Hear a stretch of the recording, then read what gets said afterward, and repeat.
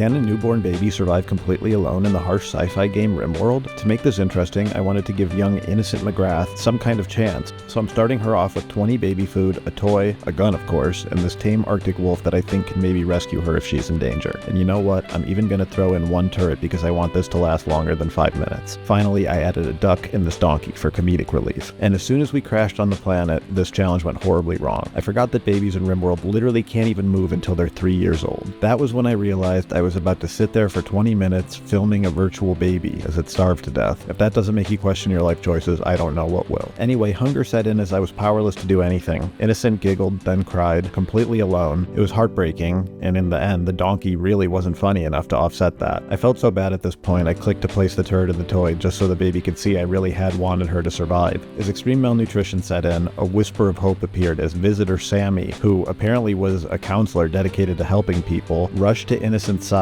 but then just did nothing. It was kind of touching actually to see the wolf have a mental breakdown when Innocent finally moved on to that great big RimWorld in the sky. So, as my therapist can now tell you at length, a lone baby cannot survive in RimWorld. I guess I should go back and try it again with a 3-year-old, but I'm not sure I have another one in me. Can a 3-year-old survive completely alone in the harsh sci-fi game RimWorld? Little Teddy Plumpkins is about to find out. He's too young to do any useful work, but he can fire a gun, so obviously Teddy gets a rifle. We have one goal: stay alive until we can find him a new mommy or daddy. The problem? We can't build literally anything, so without help, we're going to freeze to death this winter. After crash landing, Teddy realizes his Sigma male grind set is the only thing that will keep him alive. No more playing. Like a true Sigma, he knows he needs to shoot guns at animals all day to level up his one useful stat and to live off those sweet, sweet animal corpses. A mad hare almost ended this entire challenge, but we finally made it to the nearest settlement, only to find they wouldn't do anything for Teddy, but they did have a slave for sale. Could Patty here be our new mommy/daddy?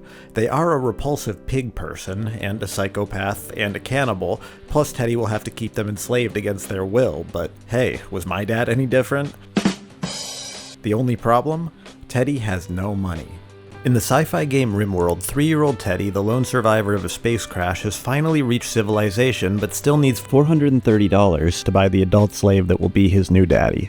Teddy is too young to do any work, which was a big part of this challenge, so to make money, he started scavenging urns and tables from ancient ruins, living off the raw corpses of small animals that he shot executioner style like a hitman. This was an absolute grind, and some of the weirdest micromanaged RimWorld I've ever played. Miraculously, he only got food poisoning once. Halfway through, I hit the lottery. Some idiot wanted to pay me to dump toxic waste on my land, and I was like, yeah, sure buddy, send it over. After that sweet little bit of environmental business fraud, I finally had the money to buy the psycho pig man that my 3-year-old was going to keep as a slave father. God, I love this game. After returning home and building a basic house and fire that Teddy could refuel, Patty just ran away. But I realized Teddy could actually cut his own firewood by hauling to construction markers, and with his new house, turkey coop, and enough small cute animal corpses, he could survive indefinitely through the winter. So congratulations to Teddy. Your prize is the sweet gift of life. By the way, I am a real person making these videos for you to watch on the toilet, so if you made it to the end here, maybe like, subscribe, and let me know what you want to see next time.